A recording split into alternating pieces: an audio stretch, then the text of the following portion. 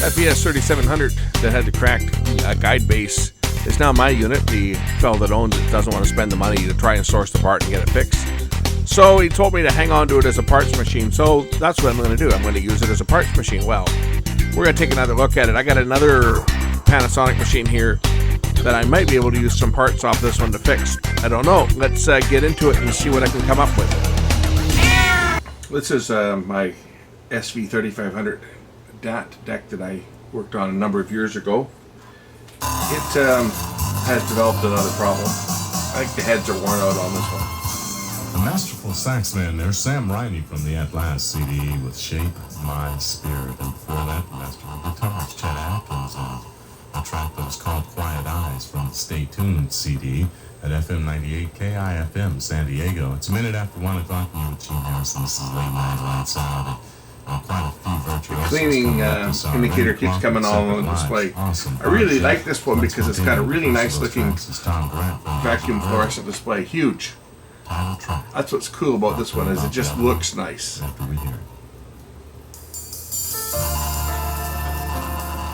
But as you can hear, it doesn't sound very good.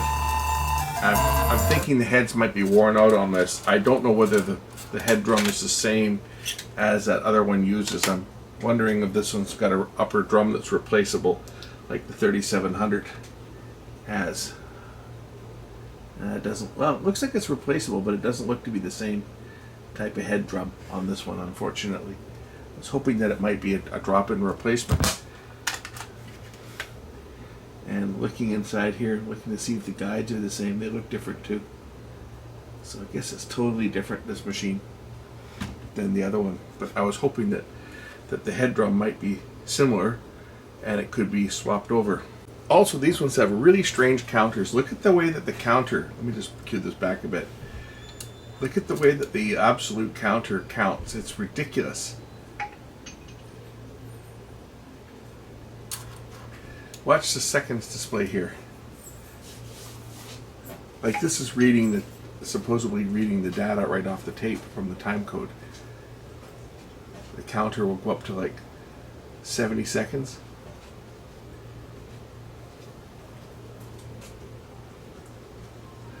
We're actually probably about the hour and 20 minutes in onto this tape, somewhere in there. I think it's around an hour and 20 minutes. I had it playing in the other one, which would be about, what, 80 minutes? But we watch the way this thing counts up. I think it was like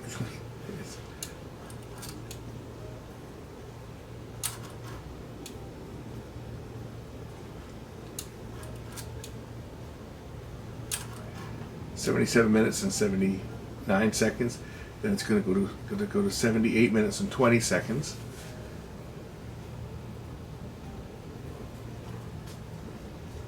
I don't know if that's just not reading off the tape correctly or what the scoop is.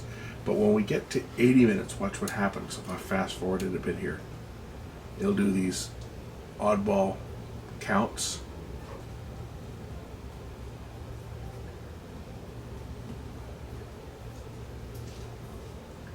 Then when it gets to 80 minutes, it'll show an hour and 20 minutes.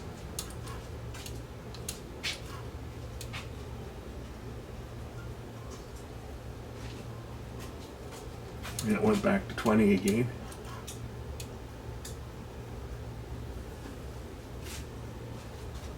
And then up to 62, 63. It's like it's missing a bit in the way that it counts. And then it'll jump right from 79 minutes.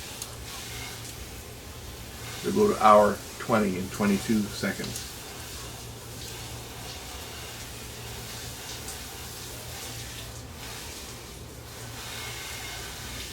Weird. But again, it just is not playing this tape. And the tape is rewound to the beginning, and it's played.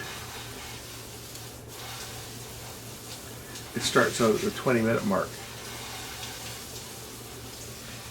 Very, very bizarre. Now, if I take that tape out and I put another tape in, but see, it kind of seems to be hit and miss, because I can put other tapes in and they will play almost perfect.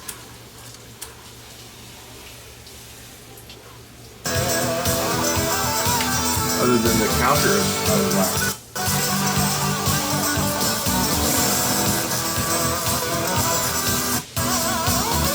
Well, it looks like I may have jumped the gun on blaming the heads on this being bad. I just ran the cleaning tape through, and this one's been playing fine, although the counter's still doing weird things. But it's tapes, it's certain tapes. Now the tape I'm playing on here now, which I have to shut down because I don't want to get nailed for copyright, but the tape I'm playing on here now I've had playing for probably an hour or so, and it's playing flawlessly. This tape, however, was recorded on my Tascam DA40. This other tape here, this would have been recorded, I think this one was recorded on one of my Sony decks, and it just does not like it, which is exactly what others have said about Panasonic. I read a comment on that 3700 that I was working on, the one that has the bad guide in it, that I thought maybe the head might be compatible with this one. But it's obviously not. It's totally different. But again, one of my other viewers said that they had used Panasonic crap DAT machines and that they were incompatible with tapes made on other machines. So this is a tape that was made on my Sony. You see, it just doesn't play. This tape here was made on a DA40, and this one is playing fine.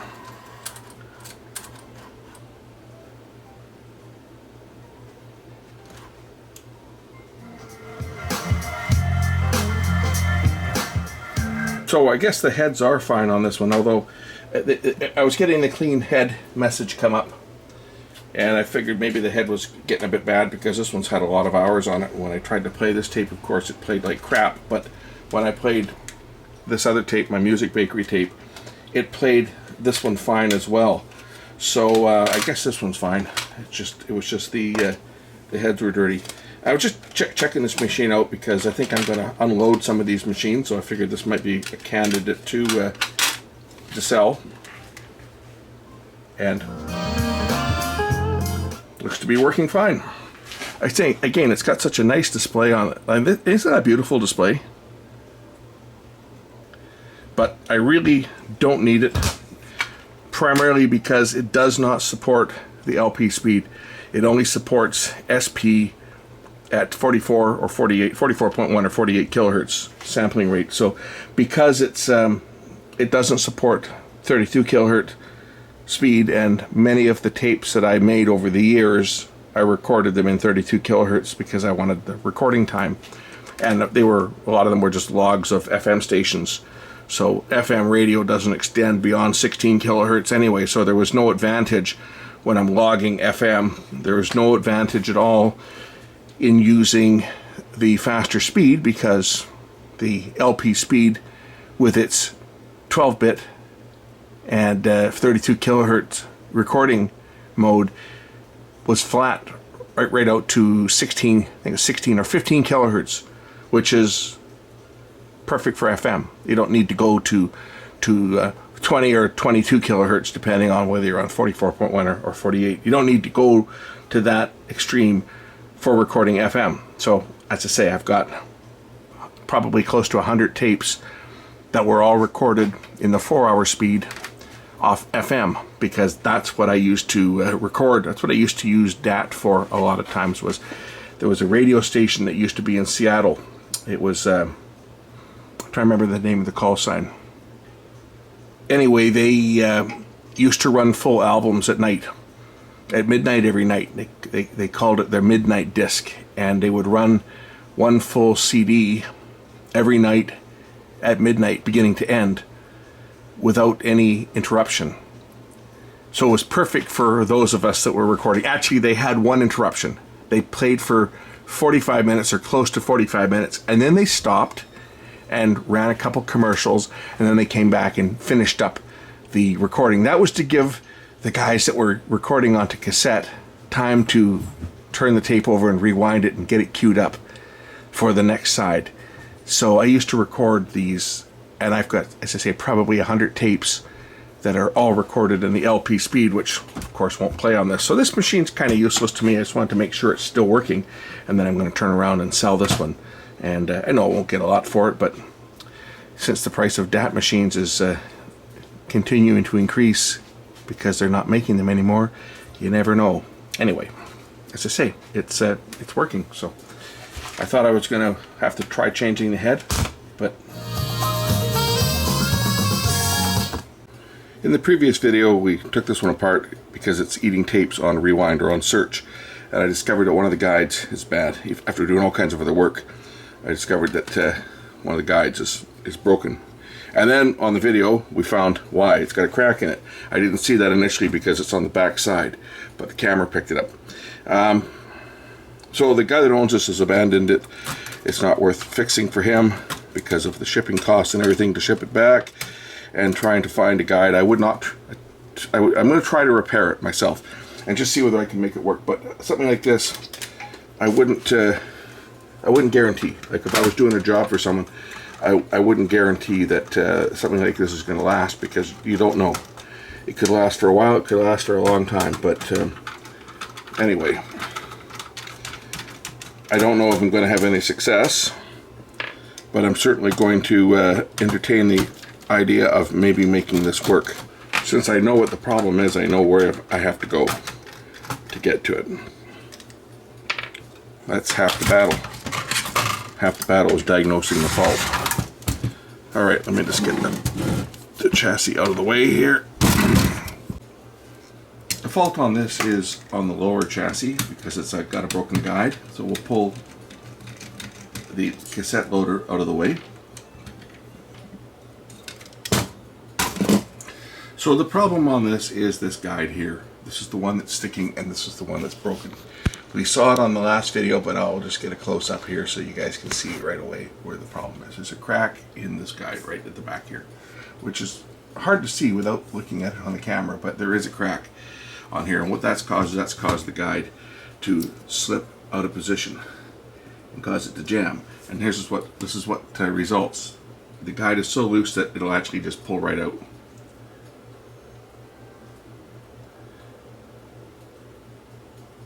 And there's the pin there. Now I'm thinking if I can glue this back in place and where it's still adjustable, and glue it in such a way that it won't jam, then maybe I have a chance of getting this unit to play. The thing is, I have to make sure that I can adjust the guide after the fact, because once it's glued in place, it's never going to move. The first thing I'm going to do is I'm going to wind the chassis away from its unloaded position by turning the capstan motor. As this is the guide that was sticking, and the reason I think it was sticking was because the bottom of it was sticking down too low and it was catching on the arm below it. So I'm going to put it into the loaded position.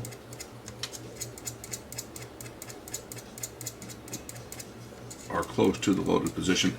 That way I can kind of get my height when I put the guide in place, so that I know roughly how far to put the guide in. See what I was doing there. But looking at this, I think if I can put this so that it's roughly flush with the top like that, I'm probably in the ballpark, and then I can make my adjustments accordingly from my height.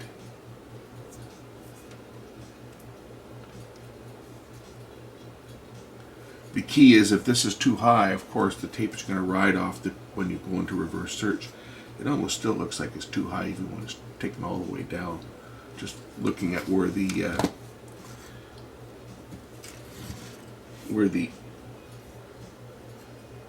pinch roller is. By comparison, I'm just going to load this all the way up and engage the pinch roller. I just want to see. Oops. Just want to see where it goes when everything's in place.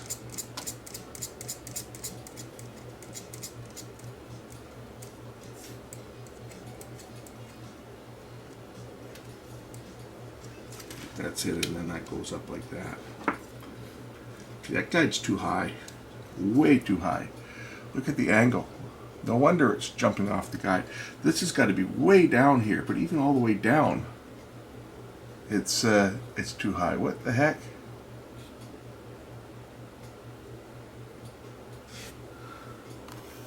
I mean, look at the difference in the height. That's all the way down.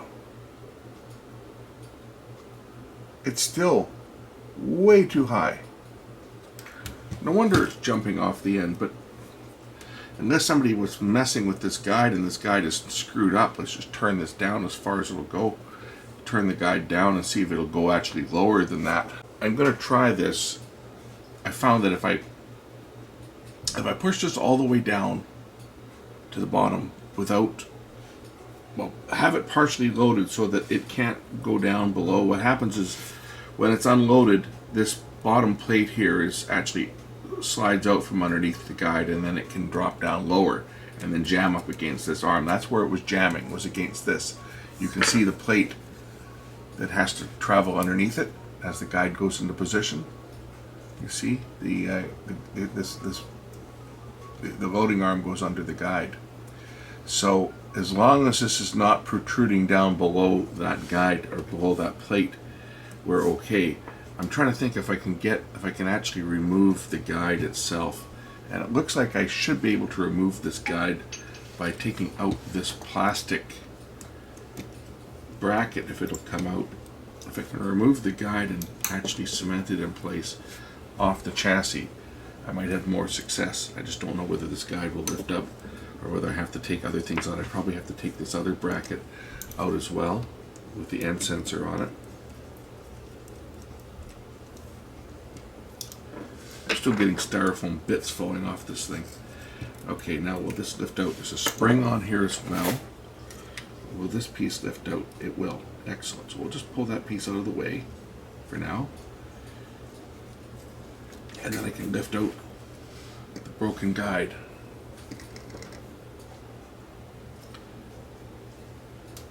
So this piece sits down over top of the guide. It goes through it like this. I think that's how it was on. Like that. So we lift this piece out. And we take out the broken guide, which just lifts out. That's where I need my tweezers. Where did I put them? This should just lift off of this pin with the spring on it. That should lift off like that. Okay, so this is the piece that I need to repair. So I want to just put it so that it's flush with the bottom, but not like that, and it's going to jam. So I think if I can glue this in place with the bottom flush with the base there, I might stand a chance of making this unit work. So I'm going to use my good old two-part epoxy, because that way I have a chance to set it up and put it into position and clean it up and so forth before it sets. If I were to use something like crazy glue, it's going to set very quickly, and I won't have any chance to adjust it. So let me mix up a small bit of epoxy. I'm just going to need the smallest amount. Put that guide back in place and let it set up. And then fingers crossed, I'll actually be able to make this thing work. I'm going to put it into the base and then push the guide back into it. So it might be better. I'm trying to think what way might be the best way to do it. Maybe put some into the top here. And then place the guide down into it.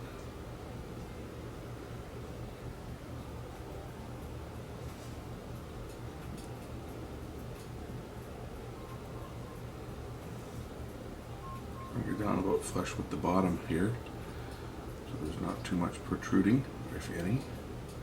I have to have it low enough so that the guide will adjust down, right? So I have to have it low enough that the guide will turn down far enough.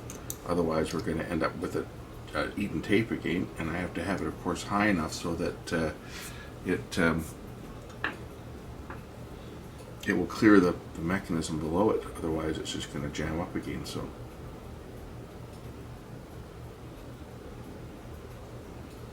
And I'll put some along this edge here where it's cracked.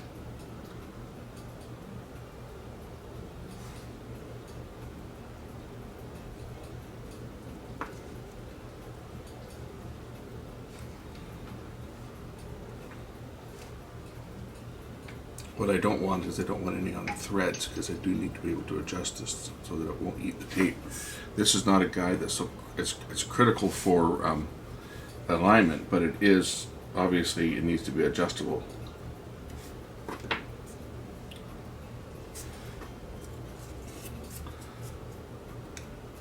So I want to make sure that there's none in here. Get any out of it in here that might cause me some trouble. I don't know that this is even going to work, but we're going to try and make it work. Alright, time to let that set up for a while, and then we'll try reassembling it and see what happens. Got one shot at this, so if I messed up, I would have to try to source a guide, and getting a guide for one of these things is not going to be a simple task. Because all these 3700s you see floating around on Fleabay that people are asking ridiculous amounts of money for, most of them are going to have this guide that's broken. Anytime you have these plastic guide pins with metal inserts, they fail because the metal expands and the plastic shrinks over years. So as the metal expands with heat, so when these units were put in a rack with equipment, especially when there was things like amplifiers below them which radiated heat into them, they caused the metal parts to expand, and over the years the plastic itself just shrinks. And as the plastic shrinks, of course the metal doesn't, and something's going to break, and it's always the plastic. That was the problem with these plastic-based guides. Get it? That was a pun. Plastic-based. Not the guide is based out of plastic, but the base for the guide. Get it? Bad pun, I know. Plastic-based guides. There. Or plastic guide bases. Whatever you prefer. Anyway, let's let this one set. I'm going to let this set up for a while because I want to make sure it's good and set up before I put it back together. Does that make sense?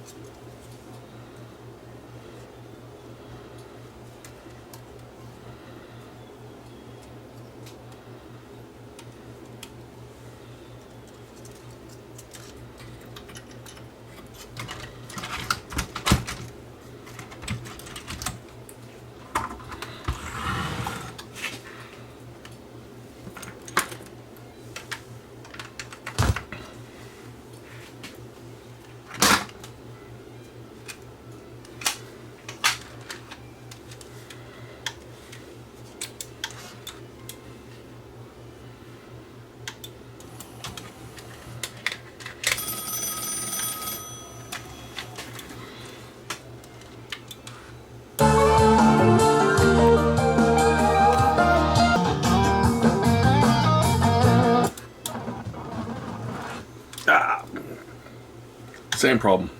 Okay. Maybe the pinch roller's shot too. I'm just going to try one other thing before I condemn this thing. I turn the pinch roller over.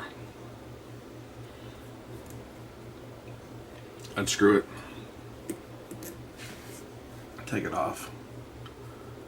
Turn it around. Put the screw back on the top here. We'll turn the pinch roller upside down. Another thing it could be is this, there could be a bit of a bend on this guide here as well, but we'll try turning the pinch roller over first before trying to straighten anything out. I still think it's I mean, it looks close. I've got this guide turned down as far as it'll go pretty much now, so I'll try turning that pinch roller over. It probably needs a pinch roller as well as the guide that's broken. It probably needs a pinch roller too. Alright, here it is after turning the pinch roller upside down. Let's just see what it does.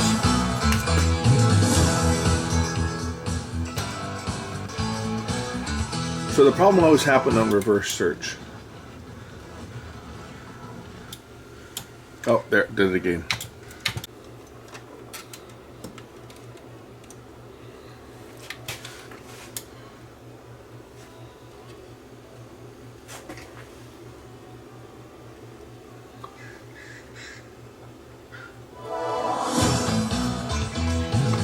Forward.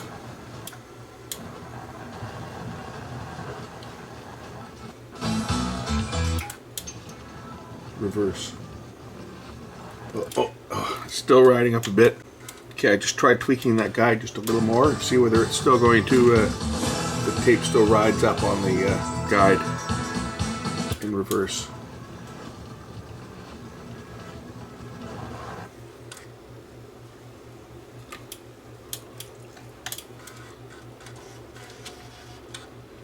Still doing it.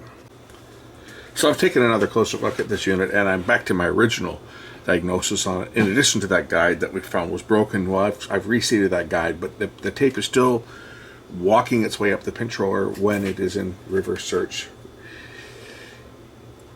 And I've come to the same conclusion that I came to at the end of the first video that I did on this, is that the pinch roller needs to be replaced. In addition to that guide that was cracked, which probably should be replaced too, but at least that part is holding now. The pinch roller itself is bad. I took the pinch roller out. It's hard. It's crumbling. The unit will play and record as long as you don't search. It's when it goes into reverse search that the problem happens, that the tape winds its way up the pinch roller and off the end of the guide and gets crunched. I've now destroyed another tape. I'm getting low on tapes to destroy, but it needs a pinch roller. That's the only real solution on this to fix this deck, is it needs a pinch roller and probably the guide as well, because again it's glued. It's not going to be perfect. It's my deck anyway, so if I come across a pinch roller for one, we'll swap it out. But other than that, this is a parts machine that's going into my storage unit, and it will live out its life there unless I can find a pinch roller for it. That's what it needs. Thanks for watching.